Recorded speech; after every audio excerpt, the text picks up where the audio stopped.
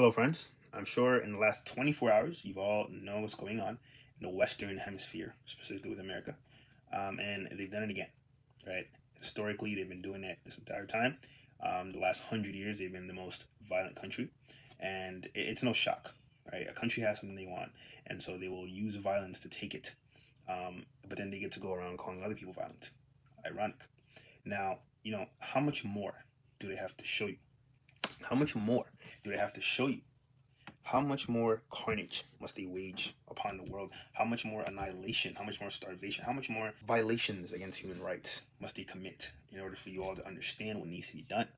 When you look at the countries worldwide who these things don't happen to, China, Russia, North Korea, right? Vietnam, any country that is not a puppet state to these people. When you look at these countries, they all have something in common. Okay, they've kicked out imperialists. Okay, and most important of all, they have WMDs.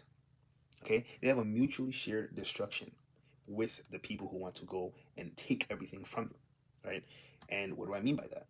Well, if the same thing that happened in the last 24 hours was to happen to China, for example, well, then you and I wouldn't be here.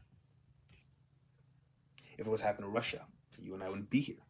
If it was to happen to a country that has WMDs like North Korea, right, and they waltz in there, they try to take their leader, well, then we wouldn't be here because subsequently, in the next couple hours, New York, California, all of that would be erased consequently off the map.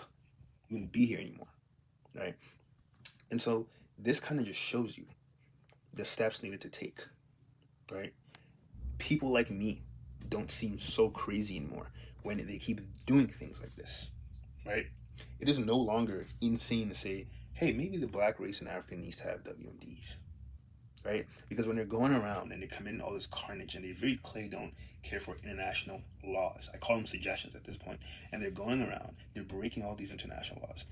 It doesn't seem so far-fetched. It doesn't seem so crazy to say, okay, if you don't want what's happened to Venezuela, what's happened to Iran to happen to you, you need to have a shared mutual destruction with them. Okay? This does not seem so crazy anymore, does it? I mean, come on. When will you wake up? It does not seem so insane anymore to say that, does it? I hope it doesn't. If it seems insane to say, well, then there's something clearly wrong with you, and I don't want to talk to you, right? But what you have to ultimately understand is that these people understand nothing but destruction. Okay? They're the reason almost half the world lives in poverty. The reason South America lives in complete poverty. Intervention from them. Okay? And Venezuela had a leader who was a socialist and did not want to give in to imperialist demands. And so they took him out. Okay? China. Okay? China is also another socialist government, which the US does not like. But the US can't just waltz into China and kidnap Xi Jinping. I like to see them try, right? Because when they do that, they know that within 20 minutes, the entire world will go to complete chaos, pandemonium, okay?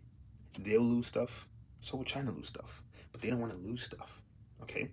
The shared destruction that they have, if such a case was to ever happen, is what keeps them at bay.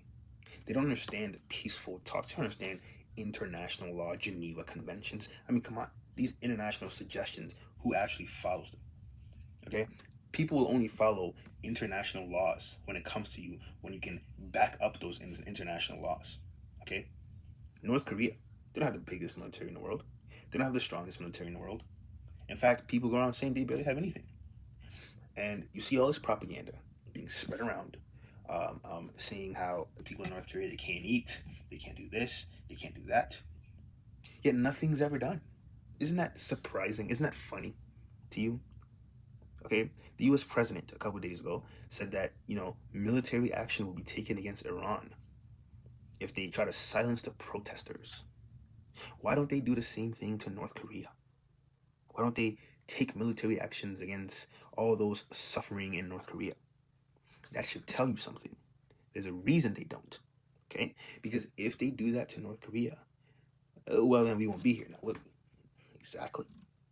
And so ultimately, if this does not open your eyes, if this does not give you the blueprint on how to live sovereignly, to have sovereignty as a nation, to have peace and not have to worry about somebody sending in their military or coming to kidnap your leader, if this doesn't give you the blueprint, I don't know what will.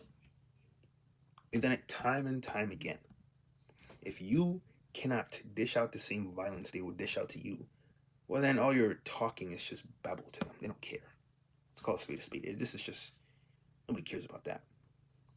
So that is all I had to say. You should absolutely know what needs to be done at this point. Thank you, and have a good day, friends.